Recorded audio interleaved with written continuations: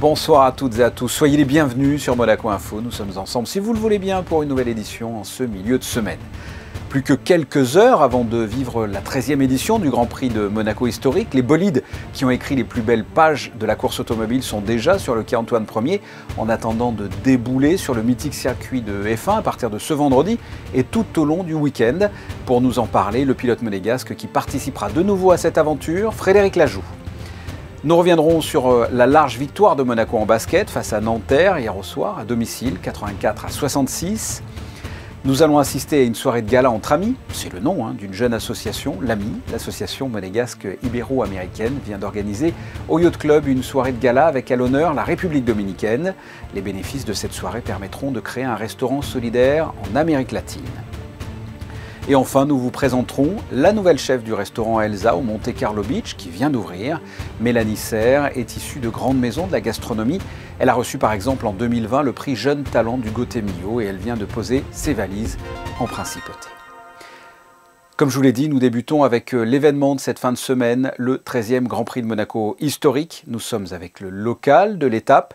Frédéric Lajoux, bonsoir. Bonsoir Fabien. Vous êtes un passionné, vous pilotez depuis 1987, vous serez sur la ligne de départ dans quelques jours, quelques heures même. Vous êtes là dans quel état d'esprit? Dans un état d'esprit vraiment de pur plaisir.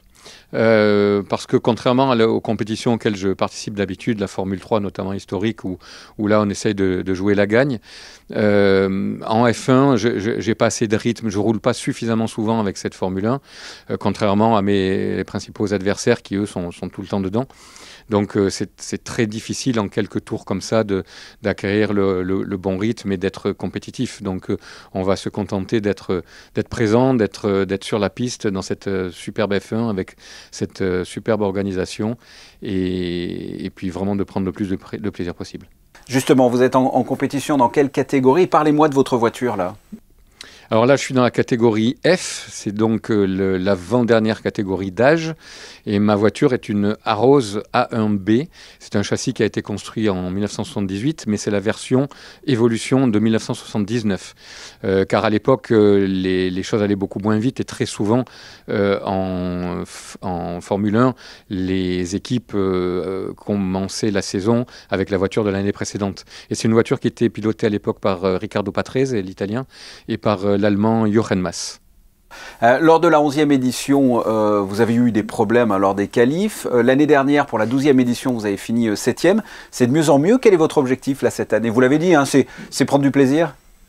Oui, c'est prendre du plaisir, mais on va essayer de ne pas être trop ridicule quand même. Et je pense que si on arrive à rééditer une 7e place, voire un tout petit peu mieux, ça serait très bien.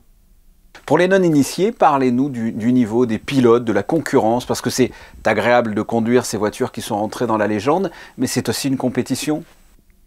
Oui, particulièrement sur le Grand Prix de Monaco, parce que sur les autres courses, bien souvent, ce sont les propriétaires des voitures qui concourent. Là, à Monaco, les propriétaires des voitures, souvent, alors pas systématiquement, mais souvent mettent des pilotes professionnels ou des anciennes gloires, en tout cas, ou des pilotes très performants dans leur voiture, pour que la voiture soit devant et que sa valeur soit accrue par la suite. Alors, vous êtes chez vous, mais qu'est-ce que vous inspire ce circuit, ce mythique circuit du Grand Prix de Monaco? Ça m'inspire un jour du 14 mai 1972 où ma maman m'avait amené voir la course qui se déroulait sous un déluge. Et j'ai vu Jean-Pierre Beltoise gagner sous la pluie et j'ai dit à ma mère ce jour-là, c'est ce que je veux faire quand je serai plus grand. Et qu'est-ce que l'on ressent lorsque l'on est dans un bolide pareil et qui a marqué l'histoire de la F1?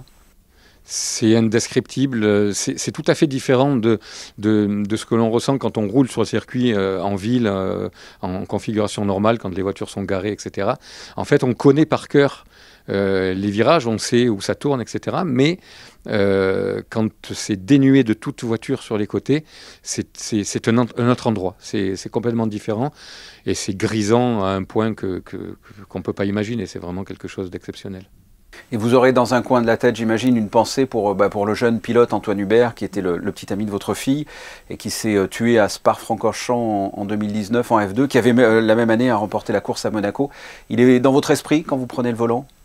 Il l'est pas seulement quand je prends le volant, il l'est chaque minute de ma vie. Mais c'est vrai que dès que je prends un volant, il est avec moi et je veux pas faire de superstition. Mais il m'aide. Je pense qu'il est là. Frédéric Lajoux, merci d'avoir répondu à mes questions. Je vous en prie. On vous souhaite de passer à bientôt. On vous souhaite de passer un bon moment pendant la course et autour des courses parce qu'il y a une atmosphère particulière pendant cet événement. Le Grand Prix historique dès ce vendredi donc et nous serons en direct sur Monaco Info toute la journée de samedi et dimanche. On reste dans le domaine sportif avec du basket. La Roca Team a dominé Nanterre hier au soir à la salle Gaston Médecin. Un succès 84-66. Frédéric Hélion vous résume ce match et vous présente les enjeux de cette fin de saison régulière sur des images d'Olivier Bonello. La Roca Team connaît l'importance de la première place de saison régulière, synonyme d'avantage du terrain tout au long des playoffs. En 2019, en finale face à Lasvel, les deux équipes avaient fait respecter la loi sur leur parquet et Monaco s'était incliné au match 5 à l'Astrobal.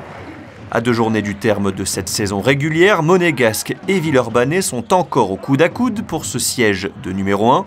Avec le même nombre de défaites au classement et un match de plus à jouer pour Monaco. Hier soir contre Nanterre, les Rouges et Blancs ont d'abord laissé passer l'orage. Les Franciliens, fidèles à leur style de jeu, sont en feu à 3 points dans le premier quart-temps, 7 sur 9 longue distance, grâce notamment à Wimbush et Pinault. Stat incroyable, les joueurs de Pascal Donadieu n'ont tenté que 3 tirs à 2 points en 10 minutes, et ont inscrit 21 de leurs 23 points derrière l'arc, plus 2 Nanterre. Monaco commence à défendre plus dur et colle un 20-8 au vert dans le deuxième quart-temps. Will Thomas est inarrêtable avec 8 points quasi consécutifs. Donta Hall ferme la boutique et régale avec 2 énormes contres qui permettent de marquer derrière sur transition. Gros boulot de Motier Jounas au rebond offensif, la Roca Team prend les commandes à la mi-temps, 41-31. Grâce aux efforts de Wimbush, 16 points, Nanterre revient à -7, mais Monaco reprend le large avec ses anciens joueurs NBA. 2 dunks spectaculaires de Dwayne Bacon, 2 gros shoots dont un au buzzer de Mike James, plus 14 Monaco après 3 quarts-temps. Westerman inscrit 8 points dans le dernier quart et malgré un bond du Solier, 13 points dont 7 dans l'ultime acte, Monaco l'emporte 84-66. We played pretty much good game since the beginning. We played great defense through the whole game. That was the key of this win, and it's really important for us to finish with all wins in regular season, so we can stay second or even first before the playoffs. It means a lot because that's home court advantage in the playoffs, and that's our goal. Et pour sécuriser cette première place de saison régulière, Monaco devra gagner à Limoges et Cholet et espérer un faux pas de Lasvel sur le parquet du CSP. Du sport, passons au e-sport avec Yannick Debever. Bonsoir. La Monaco e-sport Fédération cherche des nouveaux joueurs. Bonsoir Fabien, bonsoir à toutes et à tous. Ces recherches concernent le célèbre jeu vidéo Counter-Strike Global Offensive. L'objectif est de trouver de jeunes joueurs monégasques pour participer à des qualifications nationales en vue des championnats du monde qui se dérouleront en fin d'année à Bali.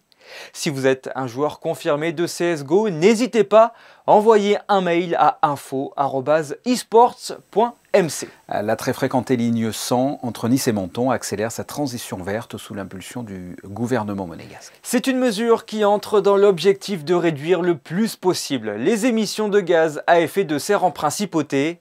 Le gouvernement monégasque a décidé d'augmenter sa contribution financière auprès de Transdev Alpes-Maritimes. Tout cela pour permettre un remplacement plus rapide des bus thermiques de la ligne 100 par des véhicules électriques. A noter aussi la mise en place d'un bus supplémentaire sur cette ligne en 2024 pour passer de 115 départs actuellement à 126. Restons dans l'écologie avec une soirée débat organisée ce mardi par la mission pour la transition énergétique. À la médiathèque de Monaco, les participants étaient invités à lancer une réflexion à partir du film Don't Look Up sorti en fin 2021. Leonardo DiCaprio et Jennifer Lawrence jouent 2 astronomes inconnus Ils découvrent une météorite qui menace l'entièreté de notre planète. Mais le problème, c'est que personne ne croit en ce scénario catastrophe. C'est un véritable déni cosmique. La MTE est donc partie de ce déni pour aborder le sujet des changements climatiques et leurs impacts. Merci Yannick. On vous propose à présent un voyage gustatif en République dominicaine. Après le Pérou l'an dernier, c'est cette île des Caraïbes qui est à l'honneur pour cette soirée de gala au Yacht Club de Monaco et en présence du prince souverain. Danse folklorique, défilé de mode, mais surtout découverte de plats typiques en partenariat avec le lycée technique et hôtelier de Monaco. Retour sur cette soirée avec Alexandra Pani et Sylvain Péroumal. La bandera, le mangou ou encore les tostones sont des plats emblématiques de la République dominicaine que vous avez peut-être déjà eu la chance de déguster. Un pays se découvre par ses paysages, mais aussi par la culture de sa gastronomie. C'est l'idée que s'en fait également la jeune association monégasque ibéro-américaine AMI, qui proposait un dîner caritatif aux couleurs de la République dominicaine. Et nous avons cette part de notre cuisine qui est autochtone, à base de la manioc, à base de la banane plantain, gastronomie très colorée, très amusant. C'est pas ennuyant du tout. Il y a toujours quelque chose de différent et avec un savoir vraiment différent. Les 3 chefs originaires de République dominicaine ont partagé cette expérience pendant 2 jours avec les élèves du lycée technique et hôtelier de Monaco. 48 heures de partage et d'apprentissage de recettes typiques. Les plats proposés lors de cette soirée sont cuisinés et consommés quotidiennement sur l'île. Pour les déjeuners normal, c'est le drapeau, mais du riz, du viande, haricots, mais en ce cas, on va faire comme un petit four. Et puis après, les crabes aussi à la créole avec des bananes plantain frites, c'est une chose normale de chaque jour pour nous. Un partage de culture et de savoir-faire qui a marqué les jeunes élèves. Travailler le manioc, j'ai jamais fait, même les bananes plantains, j'ai découvert une autre façon de les faire. Et puis malgré la barrière de la langue, c'était très marrant, on a chanté, on rigolait, c'était 2 jours de fun, voilà, en plus de travailler. Ils ont vraiment envie de nous apprendre et ils nous font goûter absolument tout ce qu'ils font et ils nous montrent aussi, ils nous donnent aussi des idées de plats. Et du coup, c'était vraiment une super bonne expérience et même encore maintenant, ça se passe vraiment super bien.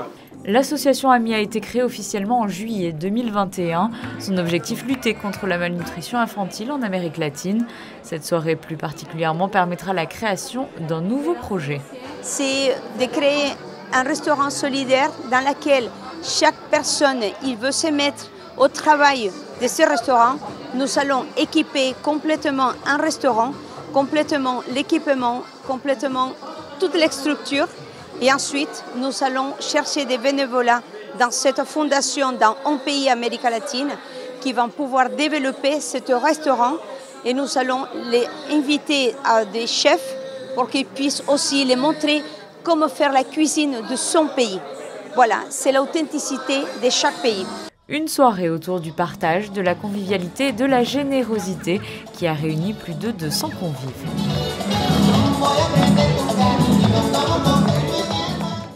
Et vous l'aurez compris, cet événement était l'occasion d'un échange avec les élèves du lycée technique et hôtelier de Monaco. Ils ont pu participer à une masterclass gastronomique et une découverte des cocktails à base de rhum, alcool phare de la République dominicaine.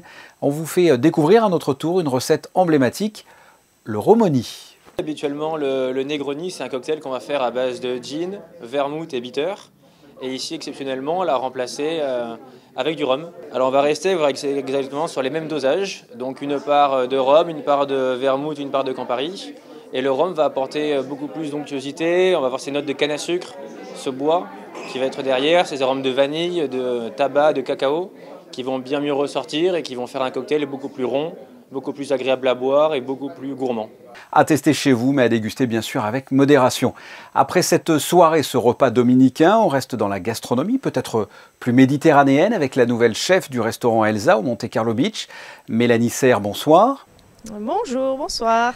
Quelle est votre marque de fabrique? Imaginez que les téléspectateurs que vous êtes en train de regarder à travers cette caméra doivent vous embaucher comme s'ils étaient un futur employeur. Qu'auriez-vous envie de leur dire sur vous-même et votre cuisine?